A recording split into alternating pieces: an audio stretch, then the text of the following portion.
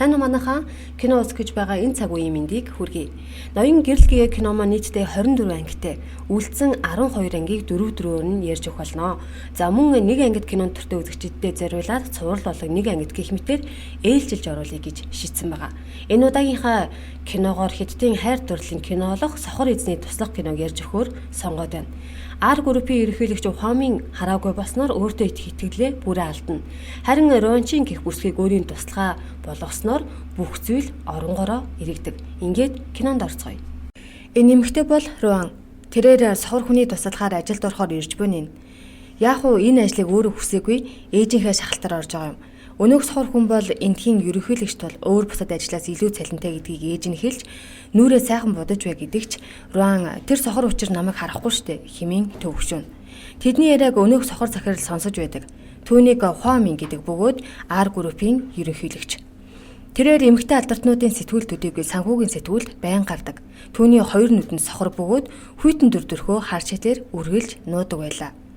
Хэдээ сохорч гэлээ амжилтын оргилд үргэлж байсаар байгаа нэгэн. Ажилд орохоор маш олон эмэгтэйчүүд ирсэн байв. Хамгийн ихэнд Руан орно. Нөгөөх захирал шууд л гарнаас нь татаж нүүрэнд нь хүрэх гин. Руан нэлээд гайхаж эсэргүүцгээд өнөөх нь өөрлөгөө татаж би сохор тиймээс таны царайг мэдэх хэрэгтэй гэхэд Руан ямар тэнэг гаж амтан бэ? Энэ бол бэлгийн дарамт хэмээн уурлахад Хуамин би чамтай хоёр дахь удаага таарч байна. Чиний ярихыг лифтэнд сонссон гэхэд Руан өө за тэгээд чи хариу авахгүй юу? Миний харахын чи сохроос гадна зүрх сэтгэл чинь бас сохор болол те. Би чиний төлөө ажиллахгүй гэд гарч явдаг. Ороо ээждээ тэнцээгүй гэдгээ хэлэхэд ээж нь би чиний өмнөөс гарын үсийг зурчихсан гэхийн тэр. Тун удалгүй захирлан залгаж би буцлам халуун чихэр бахтай латэ умаар байна гэснээр тэр хүргэж өгөхөд чи 3 минут хоцорлоо. Энийг хай гэхэд Руан би энд ажиллахгүй. Тэр гэрээнд ээж мань гарын үсийг зурсан гэхэд Хуамин би аль хэдийн гэрээ хийж цалингч нь хойд ээжид чинь өгчгсөн гэд өвөр дээрээ татаж суулгахад Руан уурлаж түүнийг алгадаад чи чинь тэнийг юм уу ямар балан амтан бэ гэхэд Хуамин хэрв чи гэрээгээ зөрчүүл нөхөн төлбөр төлөх болно. Түүний байрлах өрөөг бэлдээд тайвшрах хүртэл нь агуулхад 20 гэж туслахтаа үүрэг өгдөг. Түүнийг энд хоригдож байхад хойд ээж нь охинтойгоо гоё гутал гоё цүнх авч түүний цалингийг авч явсан тул одоо түүнийг доромжилсан ч бидэнд хамаагүй гэж ярьцгаана.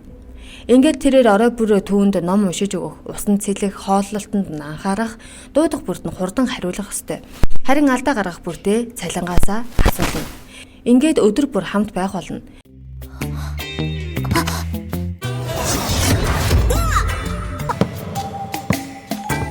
Нэг өдөр дуслах нь захирал хуучин найз бүсгийгээсээ болж хараагүй болсон. Тэр хадагтай согтуу байсан бөгөөд захирал түүнээс болж анхаарал нь алдаж улмаар осолд орсон.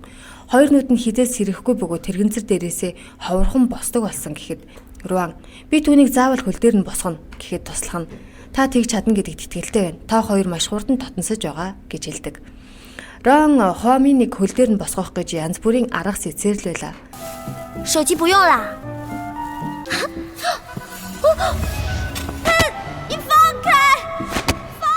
Харин ээждүү хоёр нь түүний цалинг өрсөөр. Руан ямартай ч олон сар уйггүй оролцоор түүнийг хөл дээр нь босгож чаддаг.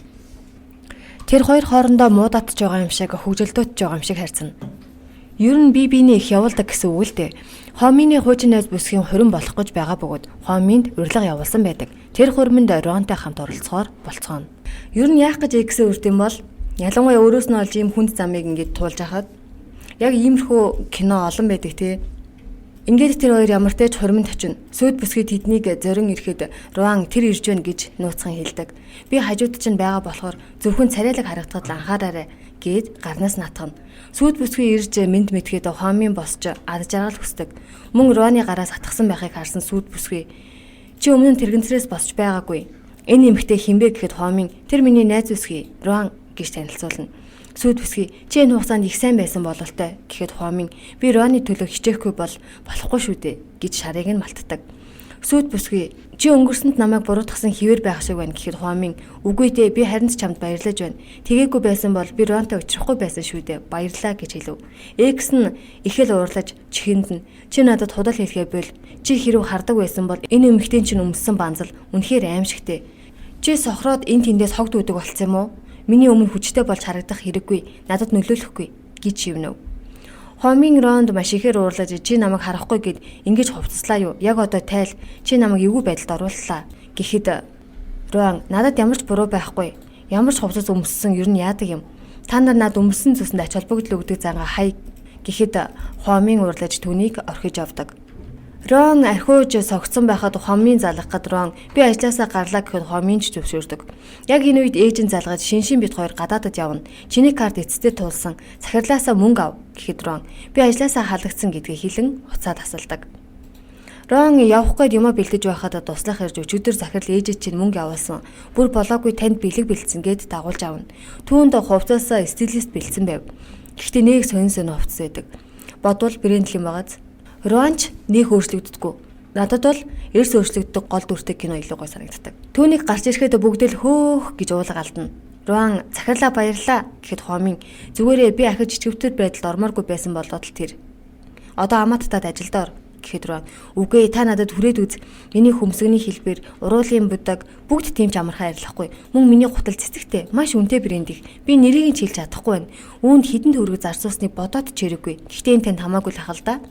Гэхэд Хомын чи ингэж дорд ажиллагаа бол яв гэж хэлдэгч инээмсэглэж байлаа. Энэ үед хойд ээж дүү хоёр нь мөнгөө хий тэмээл өрнө. Дүү нь нэг л зүйл сэцэн бололтой ээжтэй хоёлаа Ронтой очиж уулзах уу гэхэд ээж нь чимэл жаргалтай байвал юу ч болно гэж хэлв. Роны ээж дүү хоёр нь ирж түүний өрөө хувцас хунарыг нь хараад бараг өөхөх төхөн. Тэгээд ээж нь чи түүнтэй унтаагүй үсттэй гэхэд Рон та юу яриад байгаа юм бэ? Хүүхнүүд бол түүний хувьд машин солихтой л адил гэж хэлв. Ороо олж Рон Хомыныг гадуур зугаалыг хэмээн татаж зулгаасаар хамт явна. Тэд автобус бас метронд сууж цэцэрлэгийн хашаа руу нузаар ордог. 等我过去了，我就一起帮你翻过来啊。 Рон цэцэрлэгийн зургийн багш болох мөрөөдөлтэй. Тэгээд Хомынаас та юу хийхийг хүсдэг вэ гэхэд Хомын би одоо чиний царайг л хармаар байна. Хөмсөг, хамар энэ амийг гэж хэлээд түүнийг үнсдэг.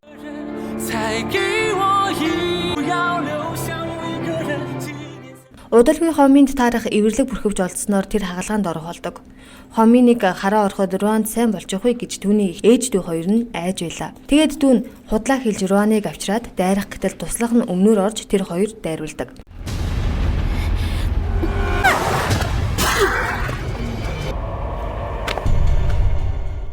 Рон багхан гэмтэл авч толгоогоо зогсноор ухаан алдаж унав. Энэ үед дүү нээжтэй бит хоёрын хоолой ялгахын аргагүй гээзтэй түүнийг сэрэгтэн та төгж би Хомын захирлыг хараа ороход нь түүний өмнө зогсож Роны оронд амьдрмаар байна гэдэг. Ээж нь энэ охиноо эрхлүүлж үсгэсэн болохоор зөвшөөрөхөөс өөр аргагүй байдалд ордог. Хагалгаа амжилттай болж Хомын шиншинийг харснаа чиний царай миний бодсноос арай өөр юм. Гэхдээ чамайг харсан болохоор энэ амьдралаас өөр юу ч хүсэх юм алга гэд тэрвэрдэг. Гэхдээ өндөр нам нүүрний хэлбэр эдрийг нь ялгадаггүй бах та. Хөөрхийн энэ үед Руан өрөөндөө цоошлоосоо хിവэр. Удалгүй Хомын шиншинд гэрлэх санаал тавьдаг. Руан тэр яаж чам шиг хүнтэй гэрэлдэг байна гэхэд шиншин чиний хайртай хүн чамайг танихгүй. Бас тэр туслахад би хэмжээний мөнгө өгсөн болохоор юу ч ярихгүй. Тиймээс амаа хамхиад амьдр гэж хэлдэг. Руаны хойд ээж нь шиншин түүнд маш их хайртай. Чи дүүгээ бодооч дээ. Бла бла гэснээр Руан яах вэ? Сайхан сэтгэлтэй болохоор түүнээс холдохоор шийддэг. Тэр хүргэлтэй ажил хийдэг байлаа. Удалгийн нэгэн компани түүнийг ажилд авах бөгөөд тэр компани нь R групптэй хамтардаг байхын тэр Рон бичиг хүргэх гэж ирээд Хомины өрөөнд ороход түүний ширээн дээр Хомын шиншин хоёрын зураг байхыг хараад маш ихээр гунигладаг. Тэгээд тэр өдөр бүр ширээн дээр нь дуртай жүржийг нь тавьж өөрийг нь зурна. Үүнийг мэдсэн Хомын чи надад хайртай юм уу? Эсвэл найз бүсгүйтэй хайртай үгийг маань шалгаад байгаа юм уу? Инкэ бол гэж түүнийг загнана. Удалгүй Хомын шиншин хоёр хурмаа хийх болж хайрын тангараг өргөх гэж байтал Хомын шиншинийг гавлаж та хоёр адилхан дуу хоолойтой чи намайг залилсан гэхэд шиншин би чамд маш их хайртай чи яаж ингэж чадаж байна хэмээн орилдогч цагдаа нар түүнийг авч авна. Тэгээд Хомын хурмын үйл ажиллагааг орхин явж Руаныг хайж өмнө нь хамт очиж байсан газартаа ирэхэд Руан хогшүүрдэж байх ба түүнийг үнсэж үр тамд байхаар болцоодог.